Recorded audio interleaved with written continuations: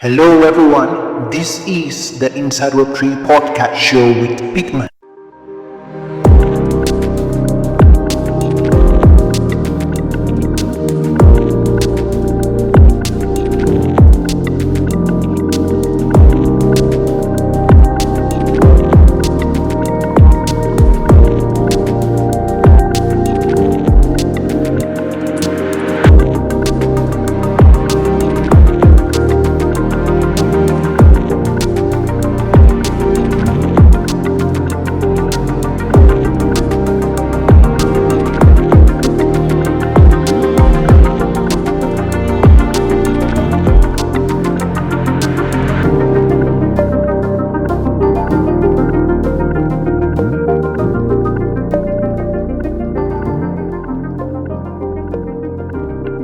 In China, in places like China, because they know that this is it's a global competition. It's about currency wars right now, especially what's happening with the stable coins. And you happen to talk so much about stable coins because yes, stable coins is the big deal now. Stable coins is not just a joke. It's for the big guys now, and and what is happening with countries coming out to say we want to be part of this stable coin because their currency, their own nation's currency depends on stable coin right now. That's what we're seeing. That's what we're seeing. So there have been some global politics going around within this in our world right now today, actually tailored towards stable coins. I know there are other aspects of it, digital assets like the Bitcoin and all other stuff, which are already seen as an asset, what keeping as a sort of value. But beyond that, the movement of stable coins has it is now a very hot topic, and we believe that this is definitely going to shape economies. It is definitely going to shape the way money moves in the world. It is certainly going to change a lot of things. And yes, even China is aware of that. Even the US is saying we can't let China, and China definitely is saying we cannot let the US, be ahead of this game. And that is why a lot of things have been unfolding. Yes, even the UAE, we see the UAE, back stable coins, and yes, even in Africa, we're seeing the CNGN, of course, and stablecoin. I think the compliant era, and there's a lot happening. That's all I can say. There's a lot happening. So Anton, you of course you've always highlighted the geopolitical side of crypto, and given what's happening with countries like the UAE, the US, and China, and more recent regions we're seeing coming into the scene. I mean, for you, how do you see the interplay between politics and digital assets shaping the next phase of adoption and regulation? How do you, I mean, the entire interplay and your own story? What story can you draw out from everything happening right now in the world with crypto, with stablecoins, with assets, even real world asset tokenization? So what's your take on that? Yeah. So, I mean, first, just to say that I agree with you that, stablecoins are today have a role or a use case beyond just, being a tool that we use in crypto, right? And you touched upon it, that countries are looking into stablecoins. Some have been very progressive in approving stablecoins and providing a regulatory framework. So, for instance, UAE is one of them. US is now one of them with the new administration, with something called the Genius Act, where they define very clearly how stablecoins are managed, how they work, what's allowed, what's not allowed, right? But you also mentioned that for some countries it may be a risk, right? Like, for instance, in China, because of the currency controls that they have and the fact that the economy is very close, and stablecoins, which don't have boundaries, right? Which can be easily transferred around the world.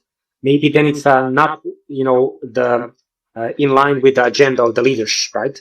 So, but stablecoins today, I have to say, are a proven use case in crypto. So stablecoins work, and there's a massive demand, and there's a massive use case. I like to give, like, in terms of numbers, just for you to understand it. So today, the whole market capitalization of stablecoins is now, I think she was checking it today, 270 billion. So it's huge, it's like, and it's mostly USDT and USDC. But it's huge, math.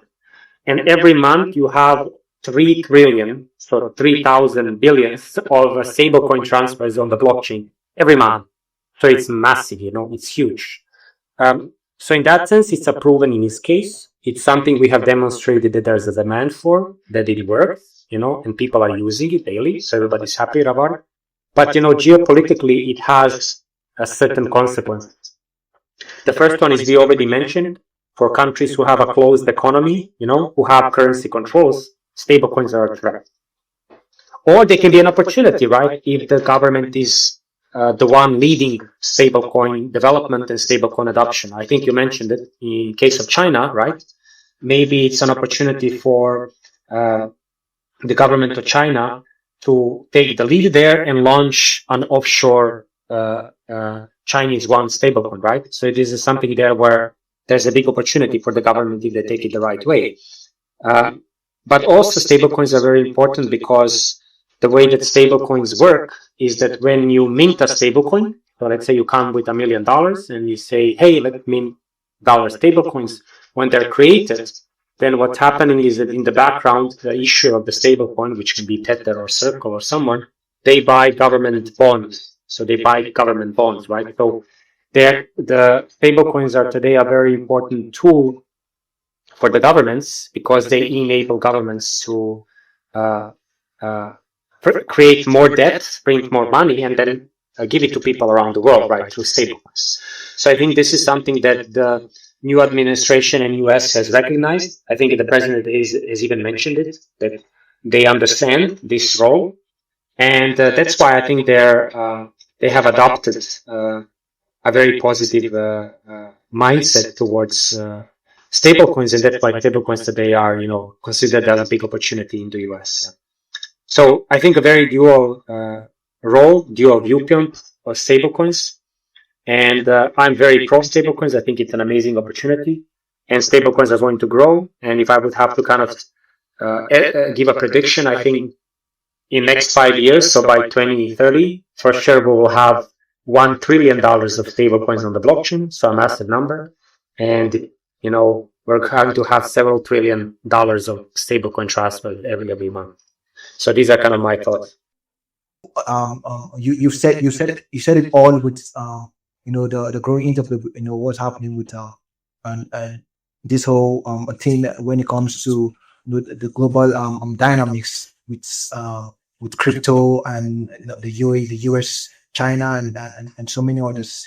And yes, for me, I think the US is really expanding its the dominance of the US dollars through stablecoins and USDC and Theta of course happens to take so much of the total markets cap of the entire stablecoin. Then you have USDC all back following Theta, and all are parts of the US economy, all are part of the United States, the USD dollars and stable coins that is making waves. So I don't know.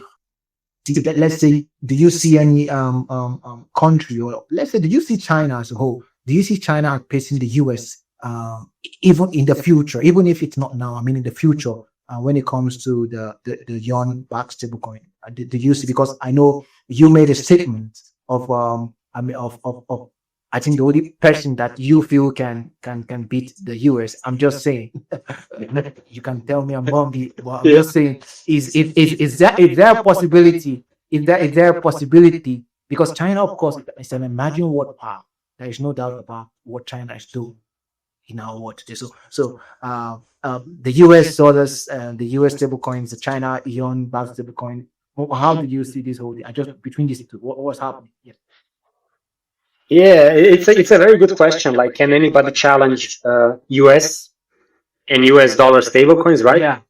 And if you take a look around the world, if you look around the world, you have to say, well, who is big enough who can challenge it, right? And what's the use case, right? And then when you take a look around, you realize, okay, maybe Europe, but Europe stablecoins are not going anywhere, I think you have like $500 million of, Yeah, it's nothing. It's too small, right? I think we both agree on that, right? And Yeah. but then when you take a look, I think around the world, then you can say, well, maybe somebody in Asia, I think maybe maybe an example could be India or somebody in Africa, right? But it's still in terms of scale, like, and in terms of adoption, like these countries are all further behind. And then I think a very obvious case could be China because of its role in the world of production, right? China produces so much, right? And then they export so much, right? And then what they do is they receive the currencies of those countries, right? Or in most cases, they receive dollars because they export a lot to Europe, right? And I think like there in that case, like when we're talking about China trying to build their own financial system, financial markets, right? Their own infrastructure and being more part of the capital markets in the world, I think for them it's the big opportunity to use it for cross-border payments. So that's where I would see like definitely an opportunity, and that's why I think China, with its own stablecoin, if it goes in that direction, could challenge dollar stablecoins. But for them, the use case would be really be cross-border payments. Now, just to add one small thing is like China historically has been extremely important for the crypto industry. Extremely important. In the early days, massive amount of trading was happening in China. And I know each time the government bans it, and they don't allow it, right? But it's we just need to reflect like until a few years ago, the biggest mining farms were in China, right? So China had its specific role in the crypto industry, but because of how the Chinese economy functions, because they have strict currency controls, the government could never open up towards crypto because then it's an easy way for the capital to go out of China, right? Through blockchain, through crypto, through stables. So I still think China is the only one who could challenge dollar stablecoins. I think it's going to be a very political decision that the leadership will try to do in the best interest of the country. But if they open up, I think they have a big opportunity to grow very fast and, to become as big as dollar stablecoin. Yeah. Exactly. And you just, I think you said something that just, struck me when you made mention of those days. When China wasn't really strict on the industry. There was a lot happening in China, a lot of mining, a lot of things happening. Traders, even when it comes to exchanges, so many things happened until the crackdown, of the industry by by the Chinese government. And what I'm trying to say is, if we see an embrace from the Chinese government, this entire industry is really going to go so much, far. We're definitely going to see a boom, a very big boom. We've never really seen in trying to say with what's happening, but I personally I don't see it happening anytime soon. Although you never can tell things that do happen. They just some time ago we've seen Pakistan doing a lot of incredible things right now with crypto. Having a minister of crypto, I guess something like minister of crypto, and a lot of things happening is beginning to change. People are beginning to change a lot, and we're seeing an embrace of what's happening. And right now, Pakistan is actually leading. I think South Asia, because we were not seeing India coming in. India isn't really, as I see it. And while I believe India really has a huge role to play in this industry, there's this dissension between the government of India and its people. We have about a billion, if I'm not mistaken, in India, and hundreds of million, more than 100 million of people into crypto. That's a lot. That covers so much. There is a vast and a very big community in India. So this whole thing is happening, and many of these things happening is, I would say, due to the government interest. Because whoever sees crypto from a different end, from the perspective that it's really going to change so many things, that the US are already seeing it. You follow up with the news and you see even the Minister of Commerce was last week sharing his insight with the Trump administration, how they are going to do this, and there's a crackdown on in comments, and of course they are all bullish, not just about crypto, but I mean the technology and so many things that will happen in the future. And it may sound alarming, but countries who are not looking to see how they can set up a framework like the UAE is definitely going to be left behind, especially most especially even the EU. The EU, of course, to them are doing their best, but it shows that the result is not really how it should be. Definitely, a premier falls under the EU will face, I mean, the challenges of the EU. It is one of the most strict regulatory regulations in our world today. I'm just trying to say the EU because the EU, of course, controls about 22 member states, if I'm not mistaken, and that is a lot. Is say of the how the Web3 is going to imagine. I'm personally, I'm not really that believer of a decentralized future. We would definitely going to have centralized bodies and coming in, and these are the big bodies, BlackRock and many of them. So thank you so much, Anton. I mean, for all your contributions on crypto politics and the global dynamics of what's really happening, and many things will unfold as we continue to watch here in the crypto space, here from our own end of view. So okay, I think I don't really I've been having this today that happens to be the best time not to have a glitch. Sorry about that. May I know where I stopped, because I know I was talking about Africa. I mean, your perspective on emerging economies.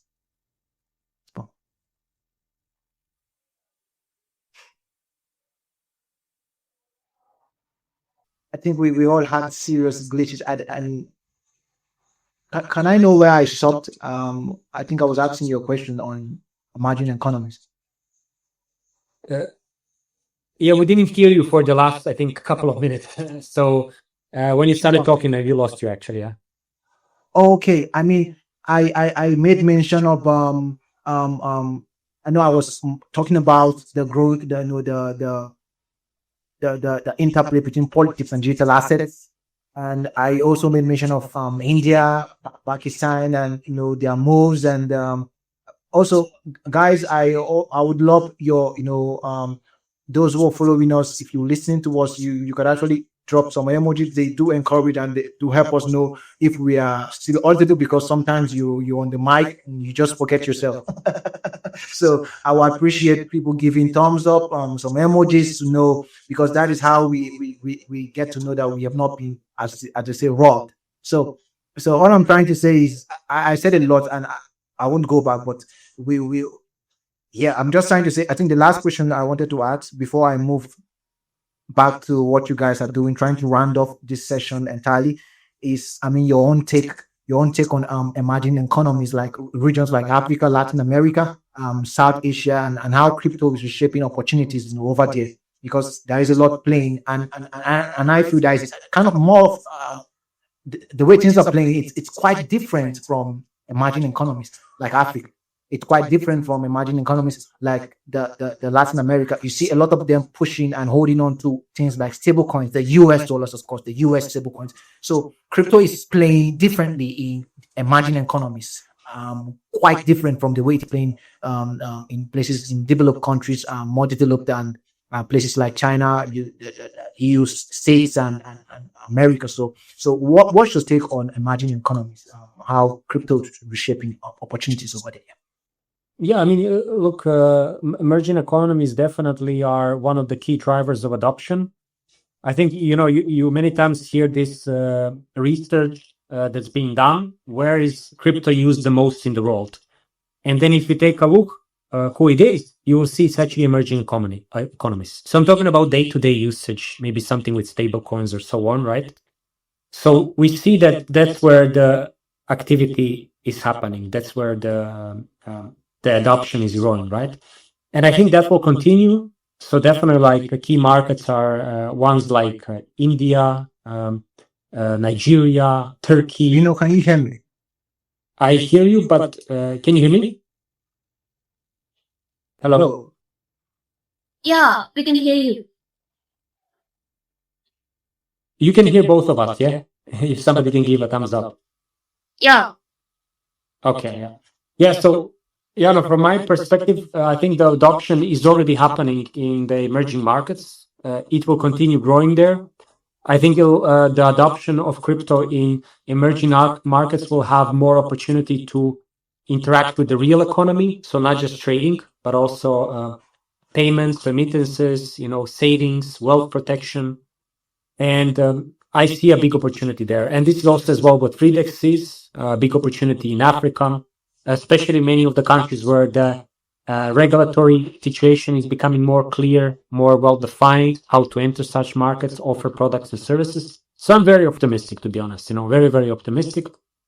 And every company, every crypto company, project, startup that wants to do something should keep in mind, Southeast Asia, Central Africa, Latin America. This is where the growth will happen. Okay, thank you so much for that wonderful drop. Just to move ahead because I'm beginning to have somewhat technical glitch. Let's just go down to your final takeaway. I guess your final takeaway. What's your opinion on what Apinio is building? Your one piece definitely you may have come across our handles and check their website, of course. So what's your one piece of advice that you did give to a team? Definitely not. Of course, you've worked with so many things. So yeah. I mean, what it really in one sentence is it's never been a better time to build. So to everyone who is listening to us, get involved, get engaged, build something. There's so many things that needs to be done. There's so many things that need to be improved. So join a project, do something by yourself. I think also very important what you are doing is education. So we need to educate the people. And today, hopefully, we achieve that a little bit as well. So in this hour that I hope is that we shared some ideas, educated a bit, and do that as well. So I invite everyone in the audience, educate your friends, your family, your parents, your sisters and brothers. Educate them because crypto is amazing, but we need to spread the word, and we're just at the beginning. Thank you so much, Anton, for that wonderful takeaway. I mean, final takeaway. Build something, and of course, Anton has been building since I mean for more than a decade now. So he has the I would say the certification in building, and always building. So all I'm trying to say is we should relent on building, and it's not just about building project. I mean, build on yourself. You are also more like a project. In fact, you are the definition of a project because when you build on yourself, you can have the capacity to build. I mean, amazing things here in the space. And building on yourself has to do with educating yourself. It has to do with learning a few skills in the industry. It has to do with yeah, a number of things that we can call building on ourselves. So thank you so much, Anton. Thank you. I mean, this episode is actually like I said, it's really exclusive. I don't take it for granted, and I know that a number of listeners are also happy to hear from you. Come here on this current this episode, and of course I look forward to other sessions in the future. In the future, and on several other topics, while we continue to stay ahead with what's happening in the industry. So a lot has been said. You've hinted on your take on global politics in regards to crypto. You've said a lot on margin economies and what you guys do as I know in Frederick. So, and I just want you to also know something. We got here, even here at Apinio Diggers community, there's a lot of people who are building, who are working. I'm just trying to say shout out to a number of listeners who are here and who keep supporting the movement of Apinio. And I want you guys to also know that I mean at Credit Exchange that definitely if you need help, you can also reach out to us. There's a lot of members that I know, some amazing KOLs, even in the Arab region, and you've got them in India, you've got them in also in Nigeria, Indonesia, who can help you guys.